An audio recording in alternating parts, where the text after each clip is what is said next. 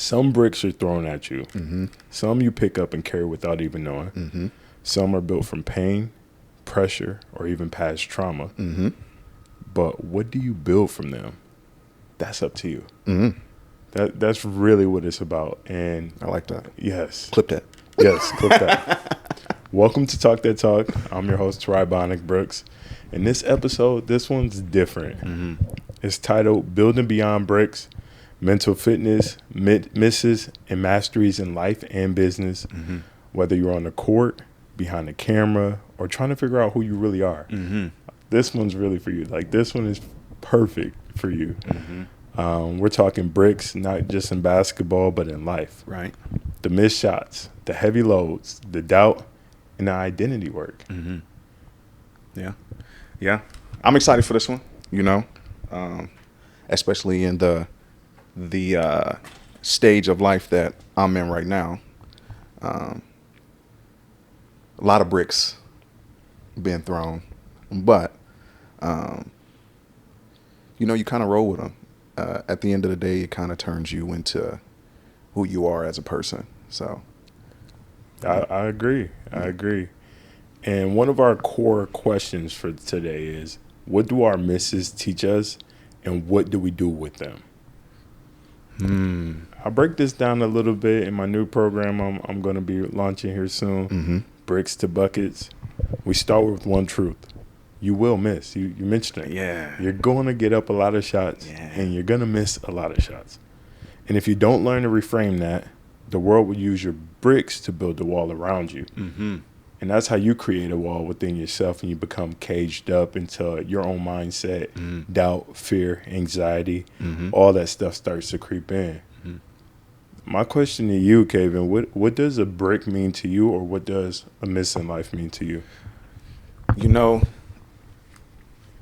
I'm still kind of trying to figure it out. Back in my younger days, the L's hit tough, especially, being a sports guy, when you win, you get instant gratification. Like there's a goal in mind. But when you lose a game, there's a certain mindset that you have to reframe that loss into something that you can truly build off of. But as you know, I'm a sore loser. I am a sore loser. So it definitely took a lot of mental work for me to reframe my loss as not really a loss, but a lesson. Because when you're kind of in the thick of the L, it's kind of hard to pull good things from a L, right? But that's also why it's good to have good people around you so they can refocus you. But yeah, it definitely took a lot of growth to change the mindset, to look at an L as not a loss, but take some away from it and apply it to your next game. As my coach used to say, next play mentality. Next play mentality. But 100%. yeah, take something from the L and reframe it so you can do better the next play. That's the truth. I mean, I've heard it often, and I'm sure a lot of people at home have heard it. Turn the L's into lessons. You know what I mean? Turn the L into a lesson, into a blessing. And these are things that can impact your life in a positive way, all depending on how you frame it, how you look at it. And I feel like Ryan Holiday, in a book, Discipline is Destiny, he really touched on this very key. It's like, you don't control the outcome. The only thing you control is the effort, the intention, and the discipline that goes into it. So you can't really control what the outcome going to be. You can visualize it. You can mentally prepare for it. You can be as positive as you can be. But you can't determine or predetermine any of the outcomes or any of the external factors that go into this situation. You can only control your effort, your intention, your discipline, ultimately like your mindset and the effort you put in, and you're going to grow. I had to learn the hard way. Every missed shot was messing with my own conscious mentally. Every shot I took and I missed, it was messing with my identity. And that was me on the basketball court. Like, I fought with confidence issues on the court, identity, trying to figure out like my footing, my own footing. And then when I learned to reframe that until I flipped it, a brick ain't a failure, it's feedback. Right. You know, like when I miss a shot or when I have a misstep in life, it isn't just saying, oh, you failed at the outcome. It's saying, okay, now you have an opportunity to improve. It's feedback. It's good feedback. And we love good feedback. I love good feedback. I had to learn that myself. Like, if you're not getting feedback about what you're doing, Right. you know, how are you going to grow? Right. Question for you. You talked about like the missed shots were tough mentally on you. And I've met Miss Sid, lovely woman. Growing up, were y'all talking about like mental health and how to bounce back from things like that? I feel like growing up, it was always like the next situation. And I don't know necessarily if that was instilled by my parents. I'm not even going to lie to you. I think that mindset personally for me came from, you know, like my childhood and understanding that there were different outcomes in the house and growing up with siblings, and there were always factors or other people that I couldn't control. Only thing that I could control, and my mom, I'll give my mom a lot of credit for this, is my own personal actions or the things that I engaged in or my behavior. So personal accountability was big. You know, if we going into a situation to talk about what's happening or what's going on, even if my siblings are involved, my friends are involved, or anyone else could be involved in this equation. But when my mom is sitting down with me or talking to me, or, you know, my parents are disciplining me in any way, they're asking me, what did I do? If I go on a tangent and I'm trying to talk about what the other person's role or what their responsibility was in the situation, my mom is interjecting immediately, or whoever's trying to correct me is interjecting immediately to say, no, we're not speaking about this other person. I don't even want you to bring their name up in this conversation. Right. The only person we're discussing or talking about is you. So I felt like at an early age, I had to take that accountability. I had to be self-aware. I had to understand it was about the next decision I made in this moment or in this situation, or why am I going to be consequenced, or why do I have to face any consequences or be reprimanded in any way, shape, or form? You know, I think that was very huge in my development.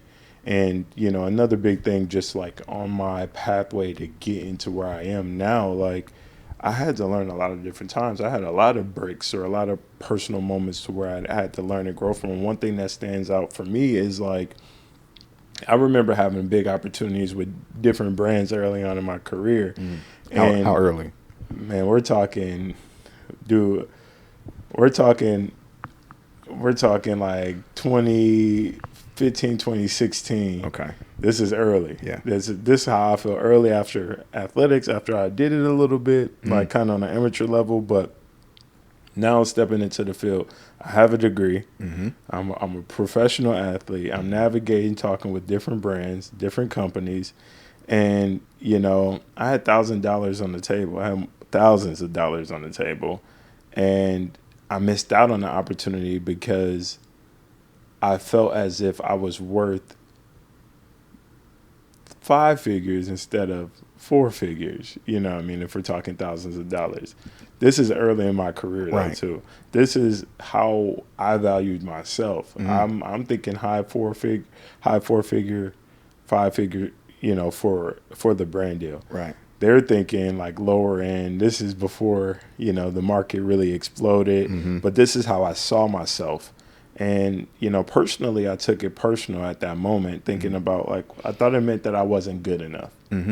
But now, like, even going through this process over and over again in my career, and in my business, I understand that like that moment was meant to happen. That moment was there to build the resilience that I was going to need to go into different negotiating tables and talk about different deals and ultimately close different deals. And sometimes, you know, I'm getting more than what I was asking for even that time, or even I'm asking for now.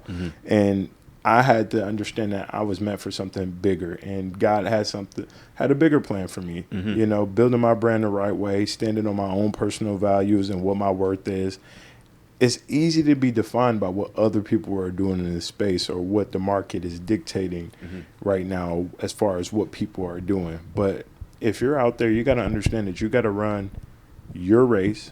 You know, every space isn't for you, and other people will water down their brand or their company just to be in a room. And you have to understand what's important to you and what are you truly building. You got to stay true to you. And as I mentioned before, some spaces or some rooms just may not be meant for you. When did you graduated college? What year? 2015. 2015. So obviously the goal was to go to the NBA. Well, yeah, see, that was a goal, not the main goal. But I had plenty of goals Right. leaving college. But yeah, you can go ahead and ask the question you're asking. When it didn't happen, what was your first thought, and then how did you change the perspective to go from, okay, I can pivot into this other lane and still be a pro, because you've been a pro on multiple levels. Yeah, I think this is where people get things confused when it comes to me. As I mentioned, I had this type of mindset far before college, far before even thinking that I was going to be in a quote unquote the NBA. I started at an early age when I'm sitting in a classroom and a teacher is asking me, "Hey, what do you want to be when you grow up?" And I tell them a professional athlete. I don't speak to them NBA. I don't speak to them NFL. I don't speak to them MLB, although I know these are things that they're asking, and they're even bouncing back questions to me. Okay, like, they're not putting me down. I have some good teachers. Yeah, yeah. They're not putting me down. They're not saying, well, kids don't make it to be professional athletes. So God bless my teachers for not being like that. They weren't throwing statistics in your face. But they were, okay, well, let's narrow that down. What sport? What do you like more? And honestly, at those times, I'm telling them, I'm not going to put myself in any box. I'm not going to limit myself to just say I can make the NFL or the MLB or the NBA or go professional in track and field. I'm like, I love all of them, and I think all of those are realistic opportunities for me. So my mindset was professional athlete in any form, shape, capacity. I wasn't necessarily like I need to make it to the NBA or bust. For me, it was, I want to make a career out of these sports. I want to make sports my career. And that was, even at an early age, what was at the core of everything that I did. So even moving into high school, not going to lie to you, I'm a freshman in high school looking to, take things to the next level, prepare for college, things like that, for higher education. And I'm not going to lie to y'all, U.S. history my freshman year, and I could not get engaged by the subject. The subject itself just... Not a history guy? I liked it. I like history. I liked it earlier in my adolescent, as I maybe like fourth, fifth grader, sixth grader, Right. seventh grader, just learning about it. But as I dove deeper into my own personal history and who I am and my identity as a person, I became a little bit more disinterested in U.S. history alone. We're not talking about geography. We're not talking, it's just specifically U.S. history. Right. And, in those times, like, what we were learning was very specific. It wasn't diving any deeper into my own culture and a part of U.S. history that I actually wanted to learn about. So I became very disinterested. Right. Because I had heard the same tales and stories for years right. At this point. And now I'm starting to get checked out. But I know one of the biggest goals and one of the things that I was taught and how I was raised was like your grades was going to get you to the next level, get your degree, get you to college and things like that. So I actually struggled really bad in that class and actually got a D. This is my first D in my life ever. And that put me in jeopardy to not potentially make sports teams or play and things like that. So that impacted my ability to be able to be seen, because mind you, the year before I was cut from my 8th grade basketball team, and now I'm hoping, as all these schools are coming together, that I'm going to have the opportunity to make a high school basketball team, which is even tougher. Right. But doing that with a D, and at the end of the term, it's going to be even harder for myself. So I knew ultimately when I sat down and had a conversation separately with the coach, and also had a conversation with my mom, I understood like the severity of having bad grades and, you know, like how I was disciplined around that, and, you know, how my mom wasn't accepting of that at all, and the coaches wouldn't have been accepting of that at all. So I took it upon myself, knowing I struggled mentally, I had to figure out a way to get out of my own mental fog. I wrote a note to myself in the 9th grade saying, athletics is a vehicle for my future, but it's not my future. I need to take my grades serious through the rest of the high school in order for me to set myself up for success in the future. And I need to take my grades seriously, and in addition to sports, in order to get where I'm going in life. If not, grades are going to be more important than sports in every part of my life.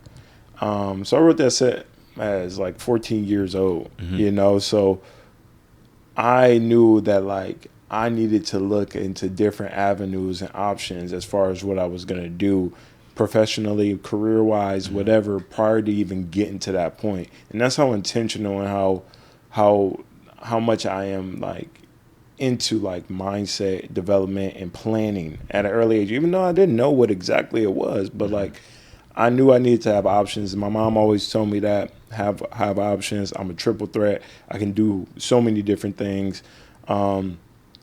So I went into school with those big goals in mind, the numbers to hit, championships to win, this and that. But at the end of the day, I also knew that like I was going to college to go get my degree. And my goal with my degree was to have my own marketing company and marketing firm. Started off at Michigan State University, ran track and field there, at a D1 school, went through a crazy knee injury that almost ended my career. Transferred where at Michigan State I was studying media arts and technology. So I was in the comms, all communications classes, things like that. Wanted to work in television, broadcasting, like media, news, like that's really what my thing was. And then when I transferred D2, Davenport University, to go get my marketing and advertising degree, I understood like, okay, everything that I had led me to this moment. You know, everything that I went through led me to this moment. And now this degree that I get from this school and everything else that I do while I'm involved here, campus life, building my name, building my brand, you know, helping organize different events for the university, for the school. Like, I knew that, like, I was going to have to be a multifaceted individual in order to be successful in life. Although my goals were professional sports, do that at all costs, stay in the gym, you know, focus on my training and all that. But it was never thought to me, like I never thought in my own mind, like I wasn't going to hit those goals. Right. It just, I had a lot of goals to reach. Like it wasn't just like it stopped at one goal where I was just hyper focused on just that aspect of my life. I was focused on track and field. Yes. I also walked on the basketball team after transferring from Michigan State. I walked on to the basketball team. So simultaneously, I'm working on this sport. I'm working on these skills. I'm working on these skills. You know, I'm also working at the university. I'm also working in sports marketing. That's sports marketing for the university. So now I'm running Instagram pages all over line, events for all the teams in the sports marketing department, you know, for the university. So I'm simultaneously building 3 skill sets and 3 things that are going to help me outside of going to full-time classes. Right. And working on my degree. Very active student. Straight A student? I wasn't a straight A student. I'm not gonna lie. I excelled in the classes. Absolutely. I really enjoyed. Yeah. But you know, you got some gen ed classes that sometimes, again, I struggle with that personally, and I'm really like that still today. I'm either all in or like kind of like out type of guy. Like I'm either all into something, but when I'm disinterested, right. I'm disinterested. There's not much you can do to get me interested in something that I feel like provides me little to no value. I feel that. I do feel like college, it has a good mix of throwing in some things that you can apply in the future, and then some things it's like, this really a waste of my time. And like not wasting my time in the sense of I don't need to learn it, but when it comes to how I can apply it to what I'm trying to do in the future, like chemistry. I actually like chemistry. I'm a science guy, and I liked chemistry a lot. But me being a media guy, I'm like, the only way I'm gonna be using chemistry is if I'm working on Breaking Bad or something like that. You know, working on a show where these skills come into play. Yeah. And like, you know, somewhere down the line, I could be using these skills. No, 100%. And I make Kool-Aid. I make the best Kool-Aid. not facts, right? Like, is things like that actually like apply in real time in real life, and you just have to position it for that. You have to put it in your mind like, okay, I can use it. How can I apply this knowledge? How can I transform this into real life? What I'm going to be able to do. And like I mentioned, in college, I wasn't a straight A student, but there were some teachers or professors that helped me retain information, or the way they delivered it to me helped me see a bigger picture with it. And it wasn't until I met Dr. Jody Hicks, professor at my university, and we read the book in one of our early classes at Davenport University was like the growth mindset. So again, having a growth mindset versus a fixed mindset, and just switching your mind to think in a more positive, uplifting, optimistic way. That really changed like how I looked at a lot of things. Although I already looked at them from a very good perspective, that helped put terms of fixed mindset versus a growth mindset. And a growth mindset was always striving to become a better version of themselves. And that's something that I really thought in my life, like, okay, I am really trying to become the best version of myself in every way that I can. And like understanding that like it's not the things themselves that disturb us, it's our judgment about them. Right. And then it's also like the most liberating thing that you can do is like being able to name the world, or name things that are going on in the world, or put terms to ideas that exist in the world, right? And now I hope you be able to transform different things into your life. And so the bricks don't define you, but how you, but the bricks don't define you, but how you interpret them. That's your true superpower, in my opinion. Yeah, I like that. So I feel like that was a little long-winded. Thank you so much for everybody that stuck with me around like my own personal stories when it comes to kind of how I developed a mindset where I'm at. You know, I can go into conversations all day about different type of shots I've had in my career that I've missed, or different ones that I've made as game winners into games, different shots that I've actually denied or made a game-winning block or a steal. But a lot of times those are just mindset moments, and shifting to just perform to win the game, coming into the moment prepared mentally, emotionally. Same thing with big moments in track and field, winning national championships. You know, those things happen. But before that, I'm actually falling into the bar. Underneath it, I'm failing over and over and over again, failing at high heights. I'm losing big meets, you know. And, you know, even going down to USA championships, yes, I placed in the top 10, but I missed some bars along the way. But my mindset was being able to be at the highest point of my career and get to those places and, you know, be able to do those things were all a part of the journey and get me where I am now. And I utilized that type of mindset when it comes to maybe approaching different things or visualizing things before they happen. And I learned that through the sport of track and field a lot as well, not just with my bricks in basketball, but in track and field, it's you versus you. Every time you get out to the track, you're not going to PR. So it's going to be a L. You're going like you're competing against your peers, but ultimately you're competing against yourself, and you're trying to get a personal best. Right. You know, you're trying to exceed your limitations of what you thought your own personal goals could be. So one meet you really hit a high height, or, you know, hit a really fast mark or time or distance. and the next week you might hit the lowest that you've ever hit. So, or you personally, for me, you might scratch, Right. You might false start.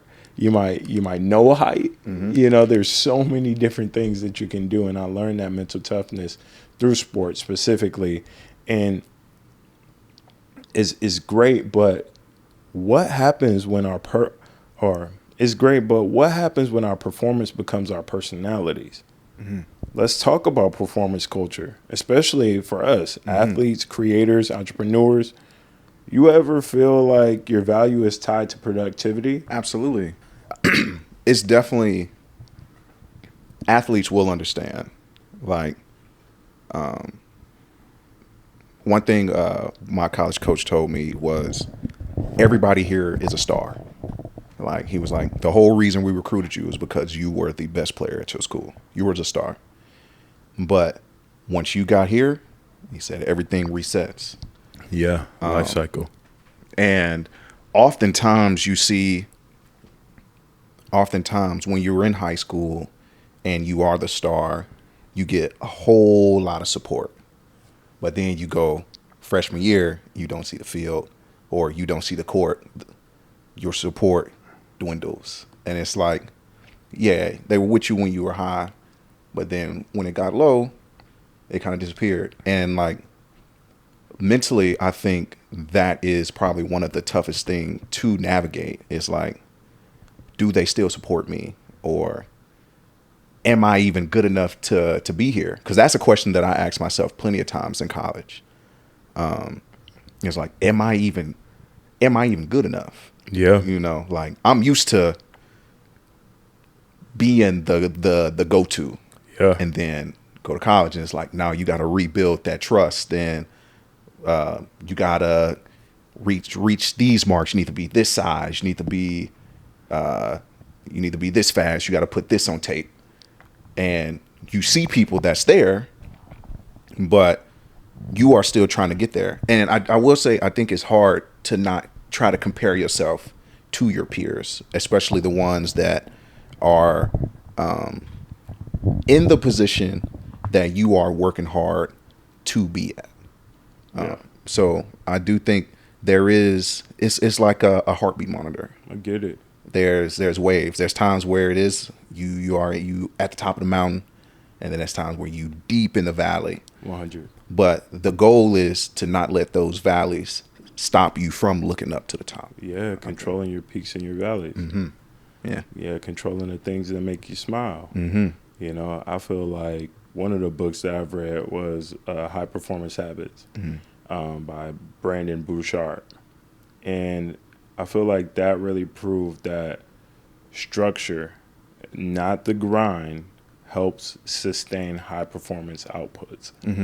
And I feel like a lot of times, especially with kids at young age, and, you know, even myself, you know, included, we fall in love with that grind, right? Yeah. And it's a grind for us. But do we always have that structure? Is that structure always put to the grind, or is it just when our friends are around, or when our coaches are around, or when, you know, other things are happening? And that's when you have to really turn it intrinsically, and you see people, once they're separated from that environment or that structure that they thought was going to always be their floor, it kind of gets pulled underneath them.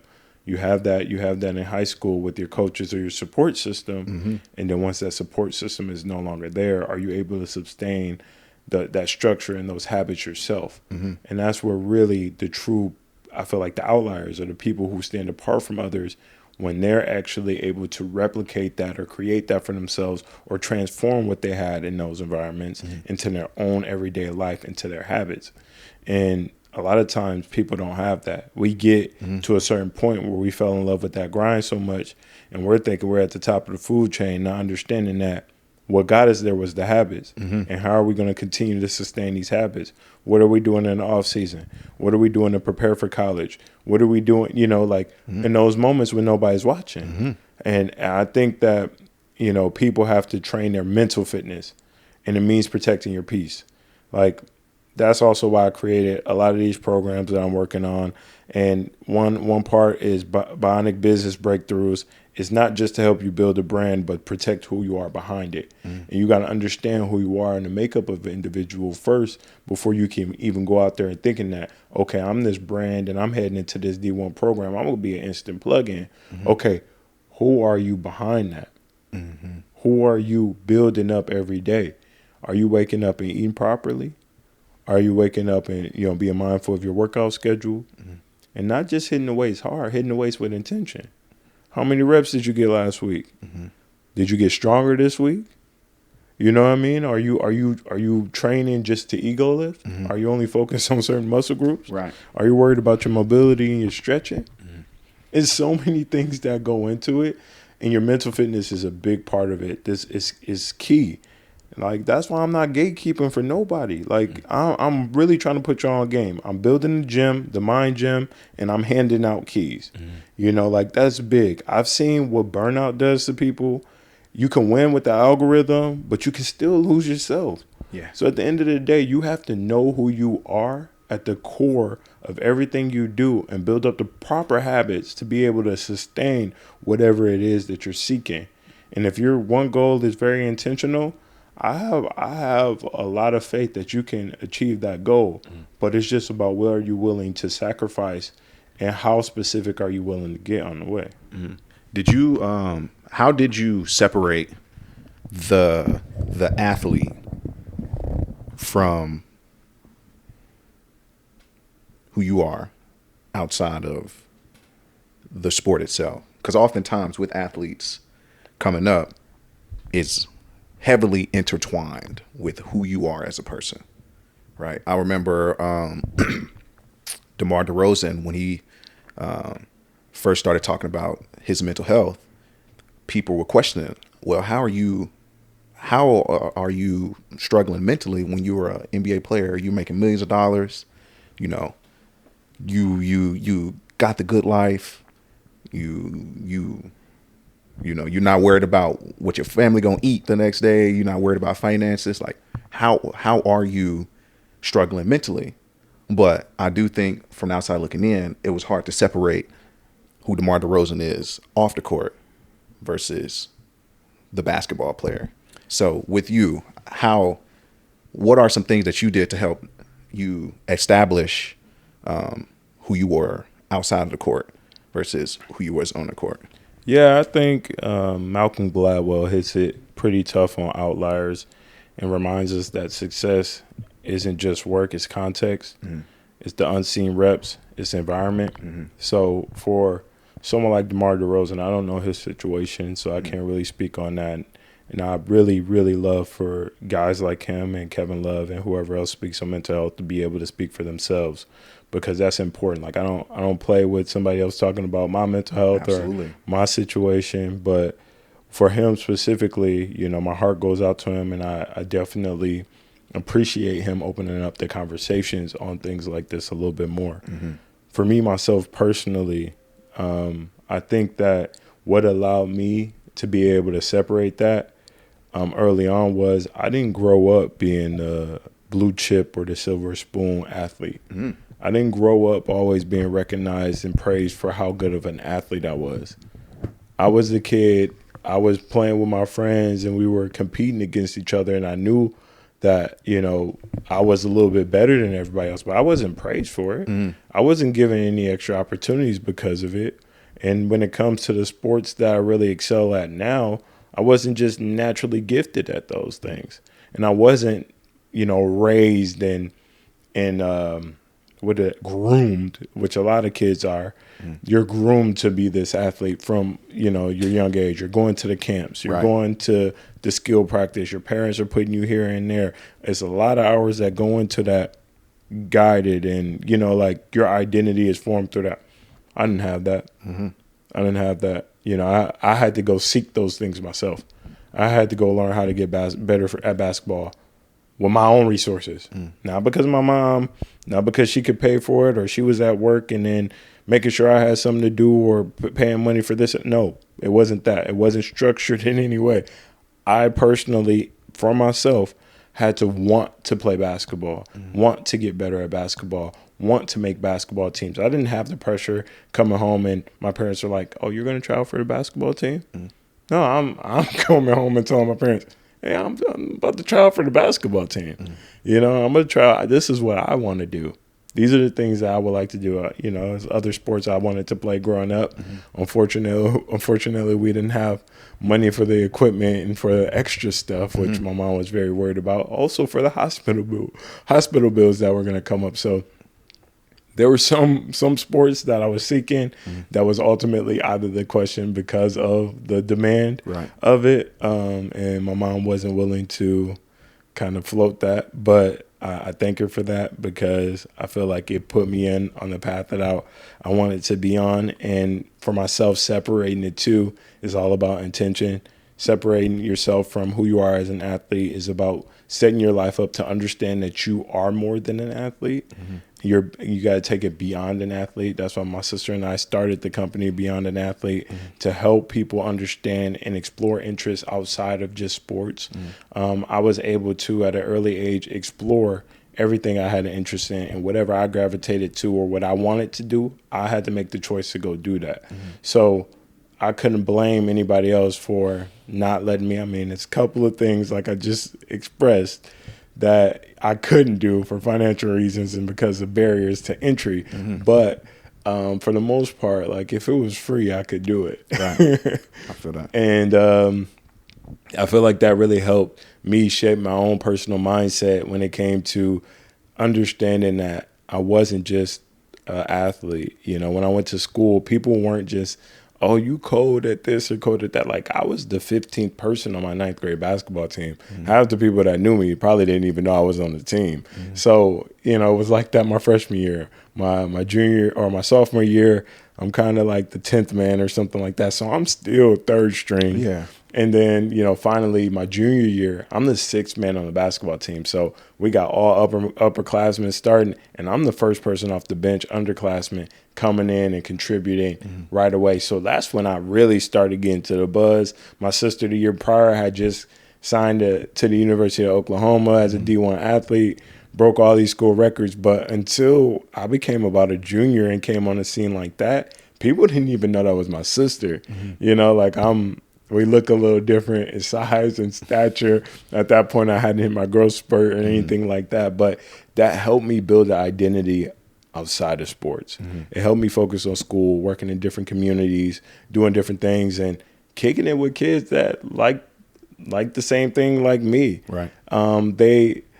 They do things that were similar to what I like to do in a day-to-day aspect and things. And I really enjoyed getting to know people in different environments and situations, and it helped me develop those interests off the court, work my tail off in a lot of different ways, and then ultimately set myself up to be able to be in the position that I was in college and choosing what I wanted to do next, getting involved on campus, being able to connect with different people, places, things, and explore my different interests and take different courses and classes to be able to do different things in high school as well, to get involved in the campus life. And then, you know, even now, you know, making sure I'm very intentional with people about what it is that I do or what I can provide. And a lot of times people do want you to come in and utilize your own talent in your body and put that on the line. But I understood that even at the college level, that colleges were recruiting me and looking to get me to put my body on the line and treating their teams as businesses. So I knew I had to treat my talent like a business, right? So when I came into, you know, my first year going into college and not really knowing about it, I didn't really know how to like negotiate scholarships or, you know, prove my worth and like leverage other schools or whatever to be like, okay, hey, I'm like that. Y'all gonna have to pay for my talent. I didn't really have my dad, you know, in those conversations. My mom couldn't be involved in those conversations for whatever reason. So it was tough, but I understood that like there was me as talent, and then there was also me as a business. And it wasn't until I transferred now to Davenport University, where I had a goal in mind and a mindset to where it's like, oh, I'm going to take over this university. I'm going to have my footprint all over the university, from student life to campus RA to working in sports marketing to being on multiple sports teams. I had that goal in mind where I was just like, I wasn't just going to come here and be the athlete. Right. I was going to come here and like almost like I wanted to be like a governor. You know what I mean? Like I wanted to be involved in so many different aspects of the university and not just sports. And so all those little things really helped me build the confidence and build the brand before I even built the brand. And so then when I got the confidence from one of my professors in college, and they taught us how easy it was to build a business, and that was one of my goals. I'm like, oh, well, for sure I'm doing this right when I get done with college, regardless of where I'm at, you know, career-wise on the athletics, you know. So sports, you know, doing that, even going off to graduate school for my final year, I really went to the negotiating tables with these schools like, yo, y'all treat y'all. I had this conversation with one of my coaches, and I actually signed to go there. I said, y'all treat y'all team like a business. Y'all got a budget y'all got to cover. Y'all got money y'all trying to make. Y'all got fundraisers. Y'all do all these different things with alumni. My talent is the same way. I'm not looking. I got bills to pay. I got a family, and I got a future. And they heard me out. And, you know, ultimately they were hoping they can get me and another player for a certain budget. But I let them know I wasn't coming unless they were coming correct with the price. So that's really, all those things helped me build up the foundation and the mindset. So I would say, you know, exploring your interests, exploring multiple interests, more than one, at an early age is very key in developing that identity. You know, and not just in sports. So like your identity isn't valued and only shaped through that one thing. I would say also like another big thing that I touched on here was just like having a positive outlook and mindset and motivated in other areas of life. I feel like your mindset is huge in that, like understanding that even when things don't go your way, you know, on the court, on the field, you know, on the track, wherever it is, like you have a choice. You're choosing this. This is your choice. And so also understanding that about it. And, you know, last but not least, I mean, I hate to say it, but all this stuff is just a game. It's really, at the end of the day, football is a game. Basketball is a game. So track and field is entertainment, or Olympic Games, it's a game. So I'll never in my life, or the sum of who I am will never just be because of my identity in a game or how I identify in a game.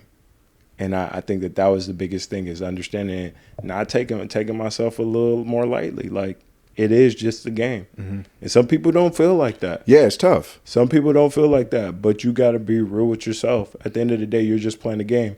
And if you make it to the NFL, the NBA, whatever, MLB, you're getting paid millions of dollars to play a game. So be grateful. Express that gratitude, because there are millions and billions of people who would love to be in that position. At the end of the day, you know, I want to win. I want to compete. But at the end of the day, you got a family at home. You got mouths to feed. You know, life's going to go on tomorrow, whether you have a good game or a bad game. It's just a game. Yeah. You see that a lot in the entertainment industry. People having a hard time separating the game from real life. You know, you saw it with Heath Ledger, with The Dark Knight. Now, did a very good job playing the Joker in that role, but it consumed him so much to the point to where it ended up killing him. You see that in football a lot, where the lifestyle of football consumes the athlete so much that when it's not going their way, they end it. I think I don't know the numbers when it comes to all sports as a whole, but I do know the numbers are very high when it comes to the NFL. Probably why, or football in general, it's probably why moms didn't want you to play. And me personally, I don't think I'm I'm going to let my kids play football unless they are exceptional. Like, I do understand the risk of the sport, and I don't want to ruin the most important part of your life, the brain, for $1 million. Like, I get it. That is a life-changing amount of money. But I do think it's important to have the consciousness and to be 100% here. Yeah. More than having 50 million, 60 million in your wallet. Because a lot of those guys that were affected by CTE, that millions of dollars did nothing to help their illness. So yeah, you gotta, like you said, you gotta explore different things. There we go. I don't know how you had that much negotiation powers. Come on now. My boy was NIL before NIL. Come on. Come on. But the fact that had it my time. The fact that you were in a position of where you could negotiate on your own terms, ultimately did benefit you in the long run. It also, I'm sure it also boosted your individualism. It did. Knowing that now I negotiated successfully, and it worked. Now I can stand firm in my own word and in my own negotiations, to at least get what I don't want to say get what I want out of the deal, but make it mutually beneficial. Where I'm getting something and I'm satisfied. I'm satisfied and you're satisfied. Yeah, 100%. That's big. Yeah. And I think that goes into breaking barriers. Like I'm pride myself on that. Like I'm all about breaking barriers, and you got to understand, like, what are some of those unseen bricks inside of you that you carry and how you lay them down. So personally for me, in that one situation, I'll run that back for y'all. But in that situation you touched on, like, how do I have that power? I had been in a negotiating table with different coaches. Once signed to go to a university to play basketball, junior year, signed early. Senior year, they hit me up after my basketball season saying they didn't have any room in a scholarship for me anymore, but I could still come to the university. That's when I picked up track and field.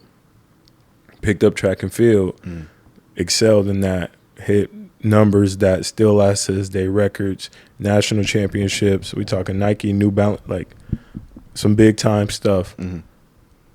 Went on to do that. Then I have all these D1 universities now hitting me up. Okay, now I can pivot because that first opportunity wasn't for me, but it's a different sport. Now I'm pivoting. That's why I went that route. Like, a lot of people don't understand that and don't know that about me. Basketball has always been my thing, always been my first love. But I signed a terrible deal to go to a university way early, already locked into my letter of intent. Only way out of that is I sit out or I go to another university for another sport. And that's how I ended up at Michigan State University. So who did you sign to? So I signed for our NAIA school initially. Junior year. Was that your first offer? Close to one of my first offers. Okay.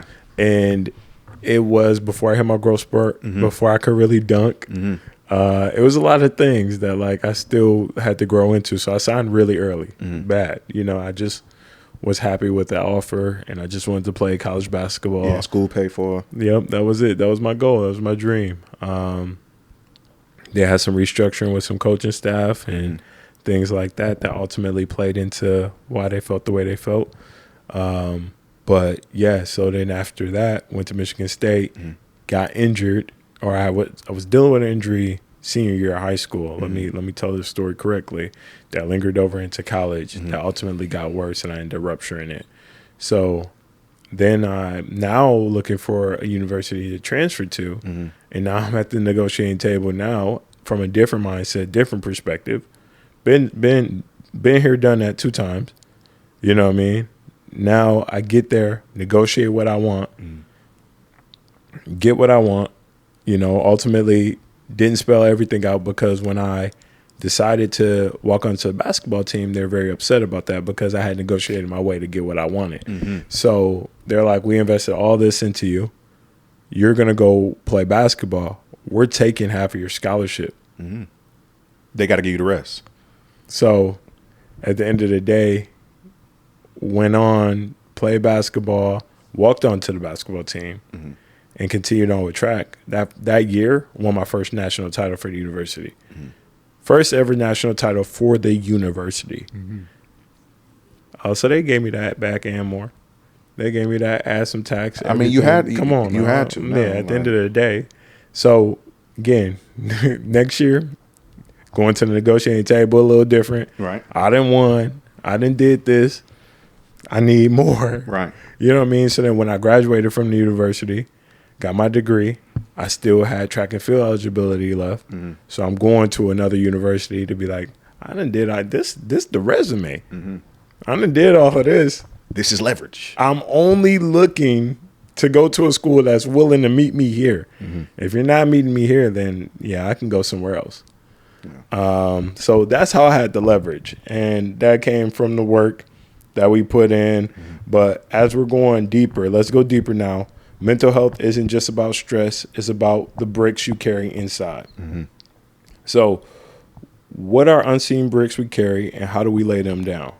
I think reinventing your life, it talks a lot about like life traps, patterns from a childhood mm-hmm. that become cages as adults, mm-hmm. right? And I think a little bit of like what you were touching on a little bit before this conversation, leading into this conversation, was how some things consume other people, mm-hmm. right?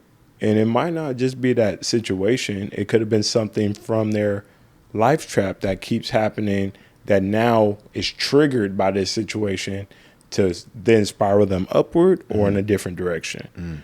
And for me personally, like I understood that I had to, everything started from within me and I had to deal with some of these life traps and these cycles or these things that kept repeating themselves in my life and start to intentionally counteract them. Mm-hmm.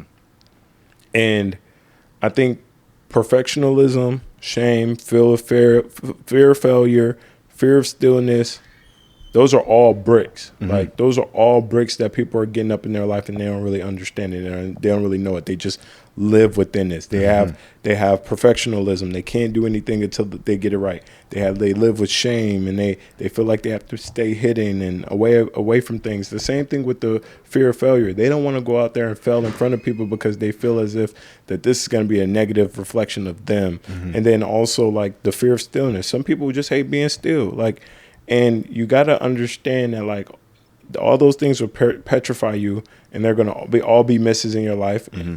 But if you don't name them, like if you don't put a name to those things, they're going to name you and they're going to make you those things. They're going to make you petrified in those moments to where you're not really acting on what it is that you actually really truly want in life. Mm-hmm.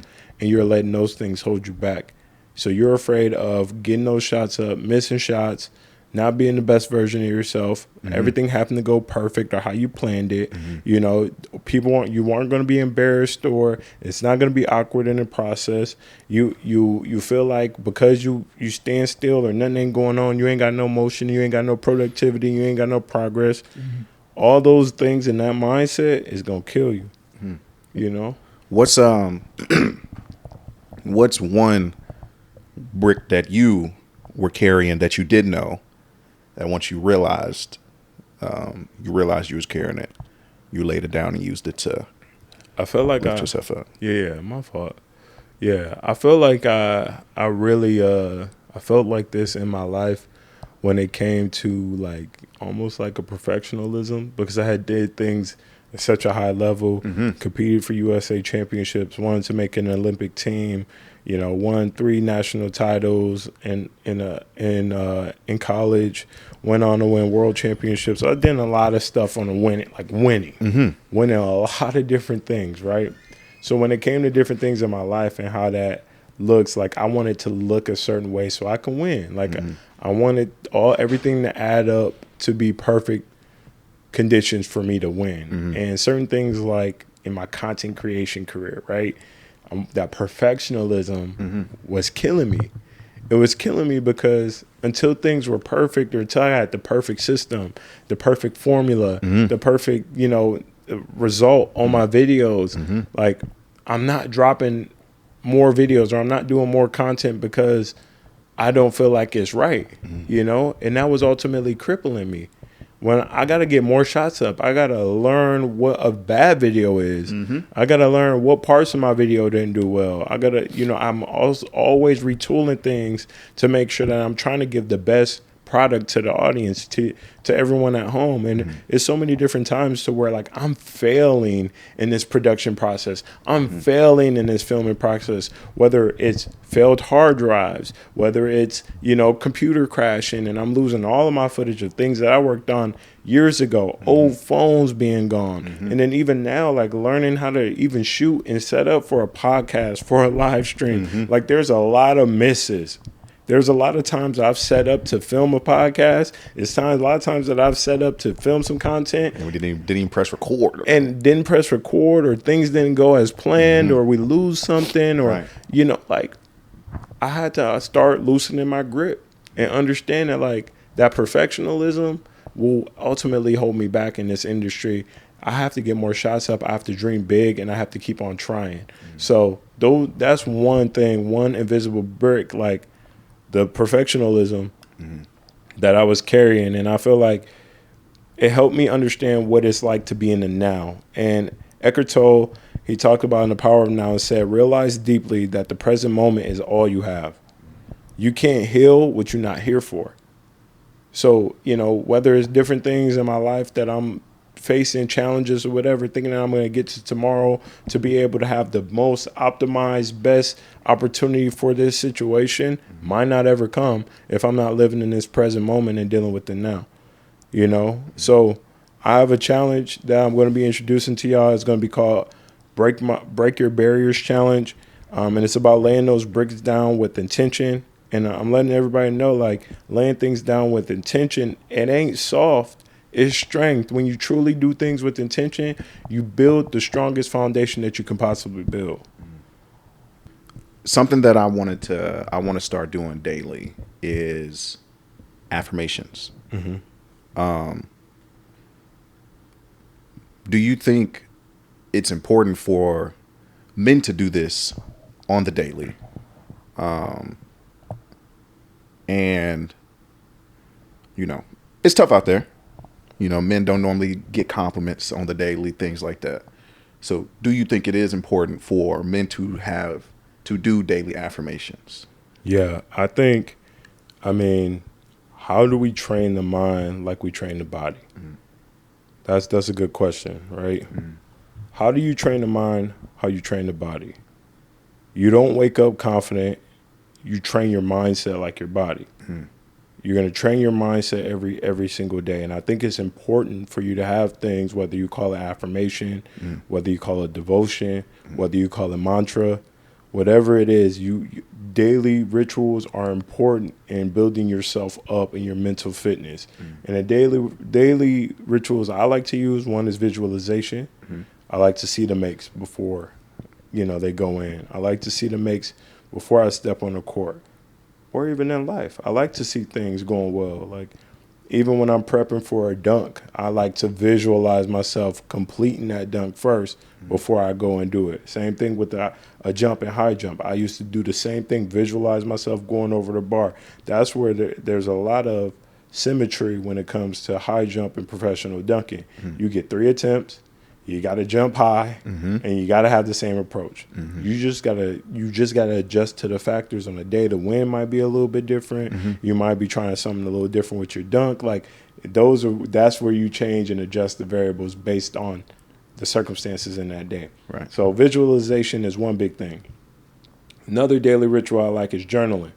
So you like to talk about what you built today, or what brick did you release. You know what I mean? Like, that's very big on just like one miss, one make. You know what I mean? One thing that I'm taking in, another thing that I'm letting go. That's good for journaling. I'm really big on that, expressing your gratitude. That's huge for me. And then the last thing I like is just like power poses. You know, breathing in, shoulder back, having good positioning, but in that including affirmation or mantras. So one mantra I like to give the people back at home just from this podcast specifically and from what I'm building is bricks build me, misses teach me. I build with purpose. So if you can go ahead and do that with me one time, we're gonna sit nice and tall. We're gonna breathe in.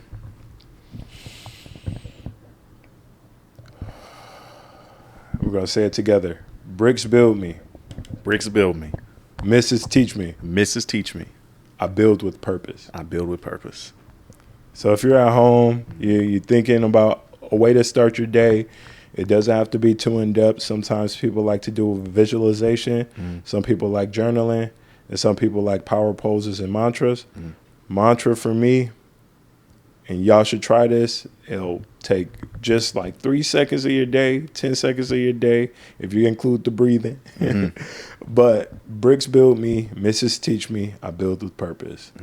So I think David Schwartz, he's the author of Magic of Thinking Big. He said, you are what you think.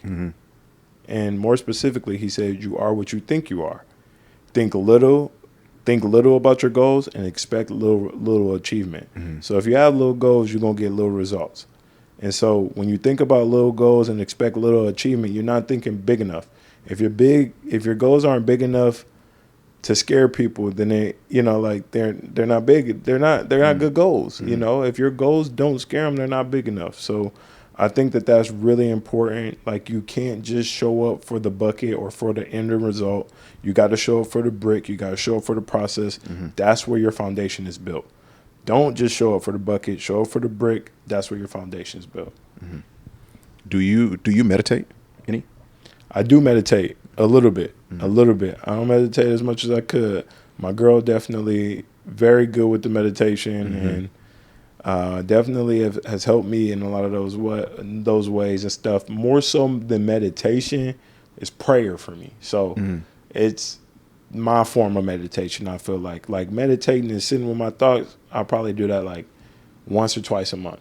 But if prayer is a form of meditation, then I'll probably do that at least once or twice a day. Yeah. You know what I mean? So like, that's how I view meditation and prayer. They're kind of like one and the same for me. One with my thoughts, expressing my gratitude, thinking, trying to have a clear mind, get all of the messiness, all the 1,000 thoughts off my mind, off my chest, and just be able to sit still and breathe in and take things in, be able to be in control of my energy and vibrations for sure. I like that. You spoke on prayer and faith. How important is faith when it comes to being good mentally?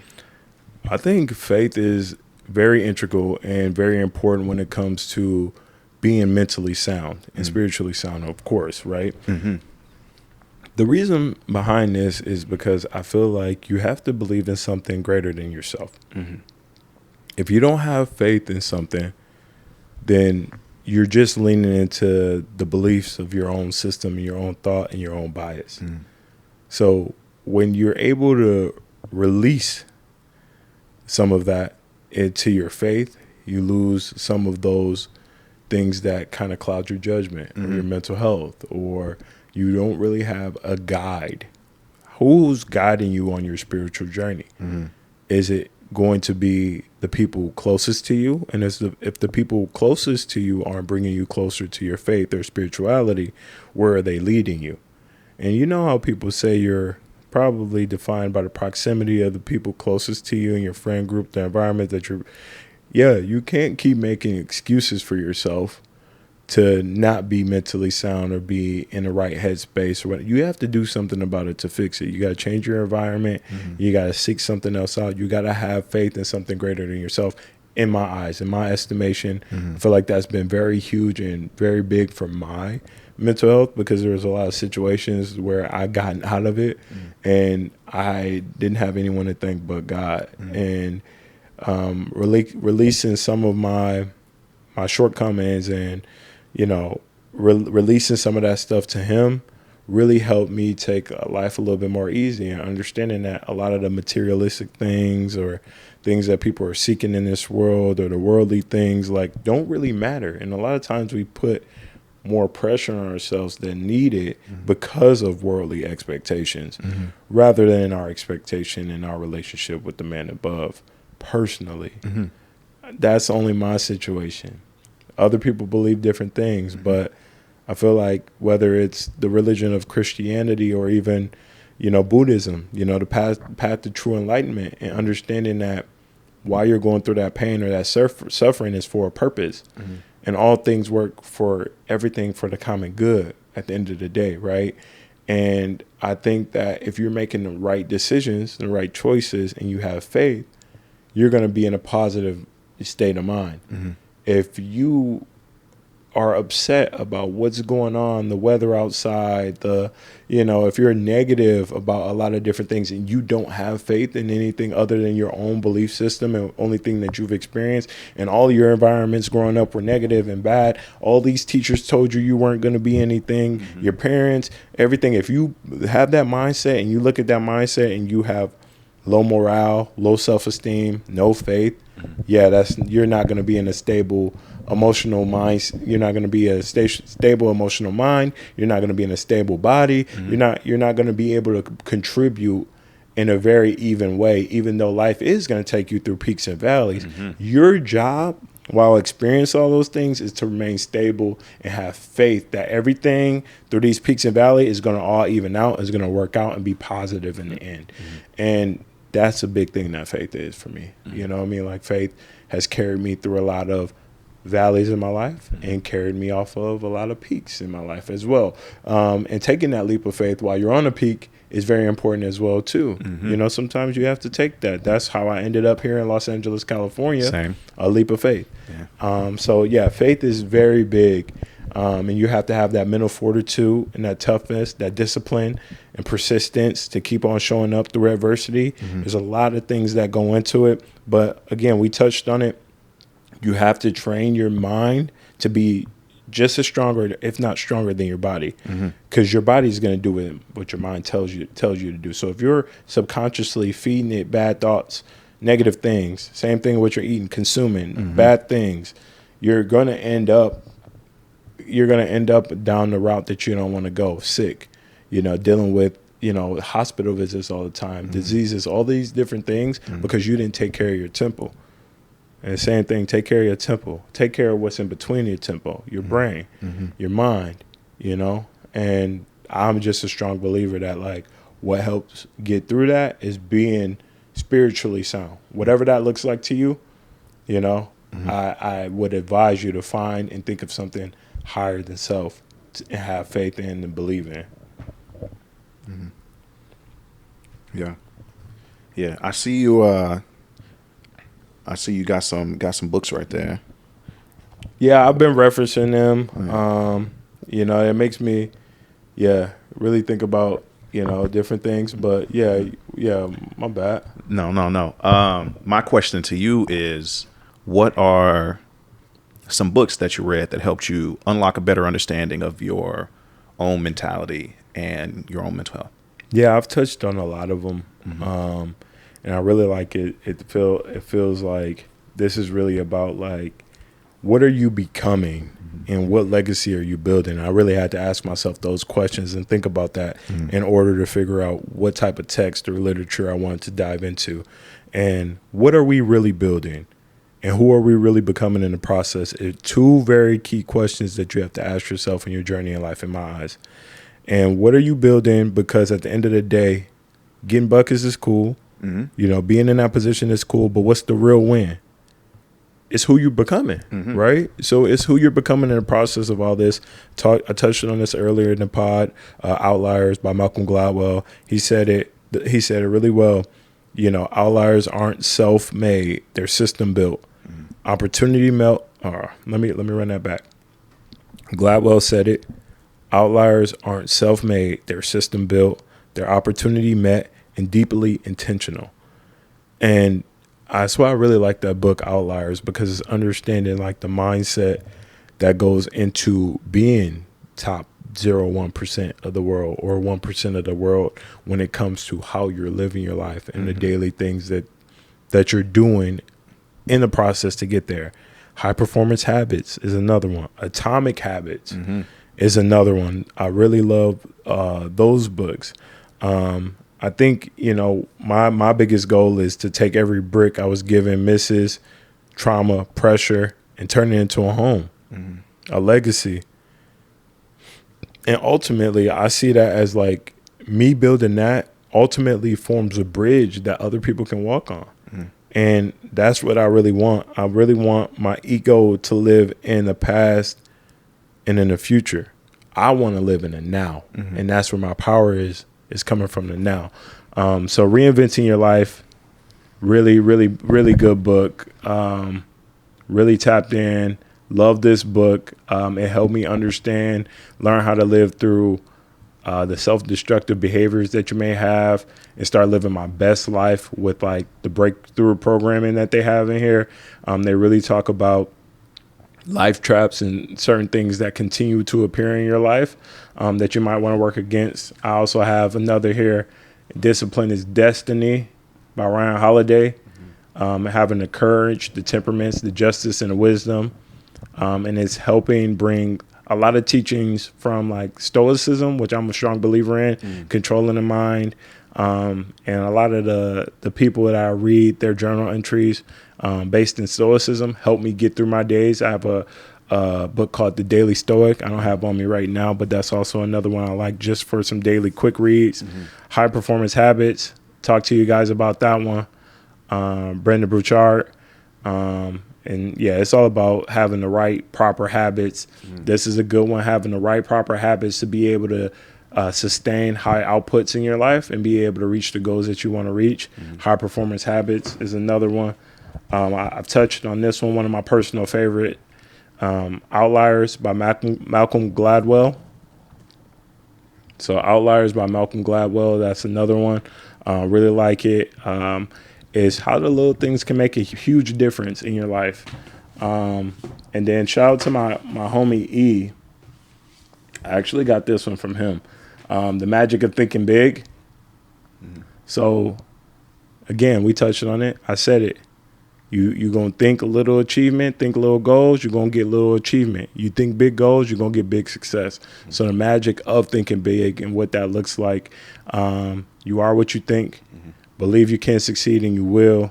And this is going to help you cure that fear of failure. Also want to give a huge shout out to my guy I used to work with at the Urban League, Randy Arterbridge.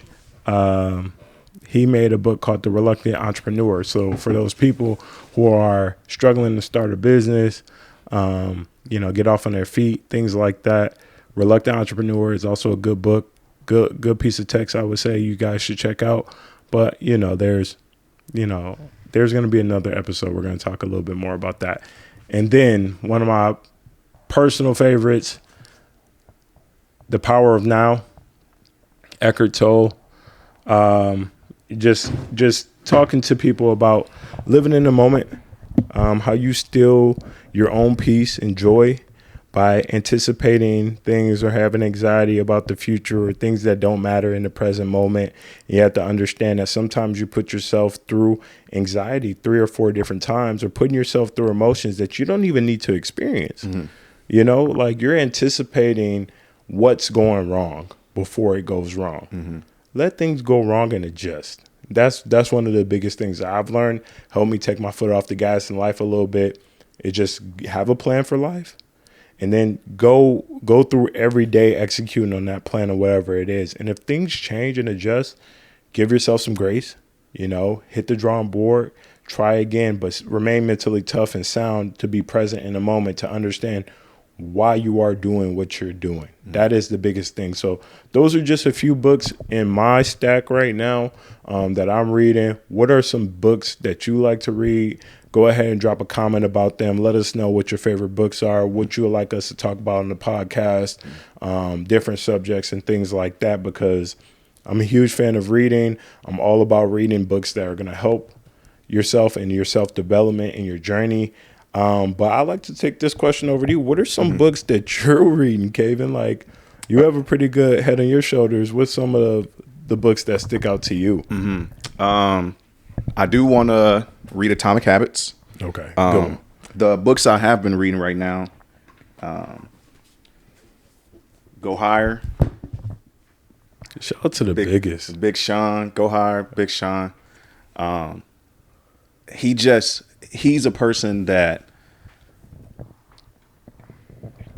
you can tell a lot of his growth has come from his time being in the entertainment industry and the stresses that the entertainment industry places on you. As you know, being a content creator and being in the industry as well, like, it's real stressful. But you do learn a lot from being in the industry. You learn a lot about the industry, but you also learn a lot about yourself. And this book is just, cool introspective on all of the things that he has learned, whether it's about mental health, meditation, journaling. One of my favorite chapters in here is, where is it? Oh, what you're running from can save you.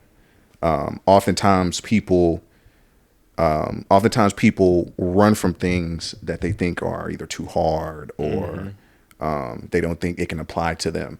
And you never know, it could end up saving you. Yeah. I know with me in my film journey, one of the things that I hated, and I still hate it now, but one of the things that I hated was editing, because it's so time consuming and it's a lot of intricate and it's a lot of like detailed work, but it's unavoidable.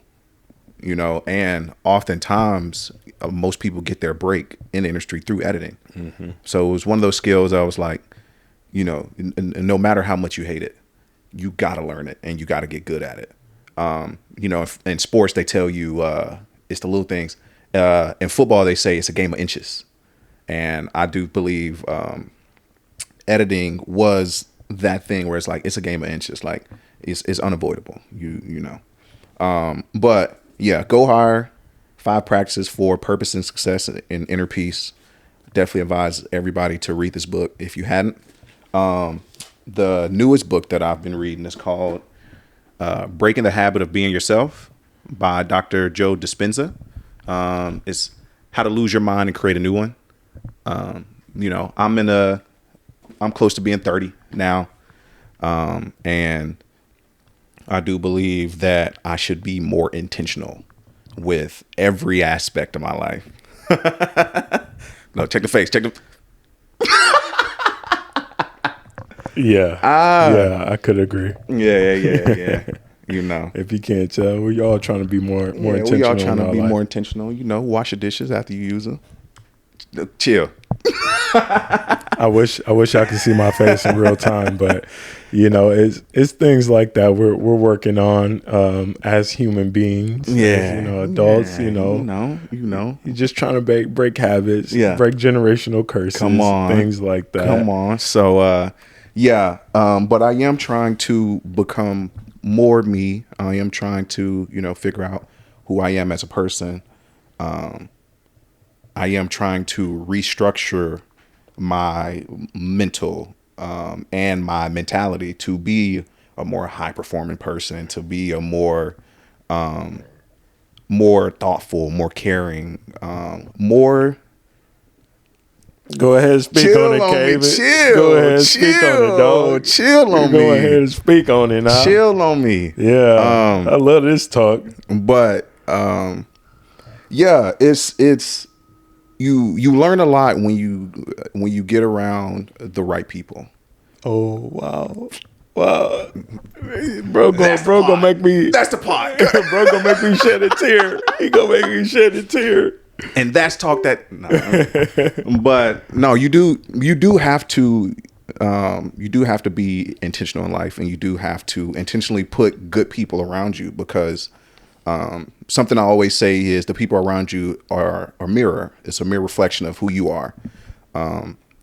So putting good people around you, they can let you know about things that you need to work on. They can give you tips on how you can handle your mental health better. They can give you tips on how you can how you can have a better mentality. They can show you an easier way to do certain things. Yes, that's big. You like Get yourself a mentor. yeah. Get you a mentor for real. Now that's easier said than done. I know. Easier said than done, but getting a mentor is very beneficial. I do think if you can't find a mentor, start reading books. Yes. 100%. Because reading books can give you a lot of insight on who you are as a person, and give you a lot of insight on things that you should be doing to better help your life. I know a lot of people have been going to ChatGPT.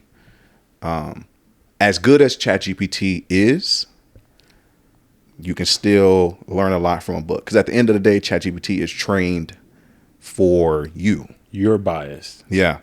So it will only help you. It'll only help you as honest as you are with it. Like kind of like therapy. Yeah. Your therapist can only help you if you are truly being open and honest with them. And this is, coming from somebody who's never been to therapy. Yeah, we're going to have to talk about that. Yeah. I've never been to therapy, but I've in my core circle, a lot of the people that I'm around, they have been to therapy, and it has done numbers on their lives. Eventually, I do plan on going, but in the meantime, I do like to just read the books and try to search for and seek the help within the means that I have right now. Yeah. So yeah, these two books are the ones that I've been reading recently. Atomic Habits is definitely on there. Bionic just talked about some books that now I'm interested. I am interested in reading. So I'll definitely pick up a couple books from him. But yeah, it's just the stage that I'm going into now with me, knocking on the door at 30. I do want to know, more about who I am. And I just want to be the best version of me. Yeah. So put good people around you. And, just chase knowledge, dream big. Yeah. Yeah. So it's huge. Put good people around you, seek out the knowledge, and most importantly, you got to apply the knowledge. We're peeling back the layers here. Here on the Talk That Talk set. Really appreciate everybody tapping in, tuning in. You guys got to be very careful of the confirmed bias that you like to have in your life and exist in your life. The people who are only going to echo the same thoughts and beliefs that you have and going to double down and tell you what you're doing is right, and they're not going to see any error, any flaws with the way you're moving. And you got to be careful about that in your life. That's also a big thing that you got to train yourself to be comfortable, be around people with different opinions than you and things like that. So we're rewiring the brain, rewiring the way we think, rewiring the way we act, breaking it down from a neuroscientist perspective and the books we read in one podcast, and we're going to do a podcast on some podcasts in the future. But one I think you guys should check out and I listen to is Huberman Lab. Yeah. I watched and listened to Andrew Huberman, and I love his perspective and his take on a lot of different things in life. That definitely helped me. Another thing is Performance Pill on YouTube. They have like animated videos you can watch. So those are just a couple of tools and resources that I recommend all of you guys to go check out. I love passing on knowledge and helping everybody succeed. We're also, from this podcast, I've been pretty inspired. We definitely are going to have to do a book club, Bionic Book Club or Talk That Talk Book Club, where we're covering these books that we're going over month after month. Maybe we'll do once a month or something like that. Y'all stay tuned for that. Don't know when that's coming. But today, in closing, I like to say a nice little prayer for everybody, something that you'll be able to take home, and I'm going to call this the Builder's Prayer. So today, I lay down my bricks, the ones built from fear, failure, and frustration. I thank them because they show me what I'm made of. But I don't carry them blindly anymore. I carry with intention. I build with vision. I choose to lay bricks that become bridges. Bridges to peace. Bridges to freedom. Bridges to be the version of myself I was created to be. Amen. And let it be. Yeah. Family, I thank y'all for tapping in with me and your boy Kavin. Mm-hmm. If you like this, if this hit you, share it, journal it, take your brick and do something different with it today. And until next time, if y'all see me out in the streets, make sure y'all say what's up. Make sure y'all keep building beyond. We'll see y'all next time. Peace.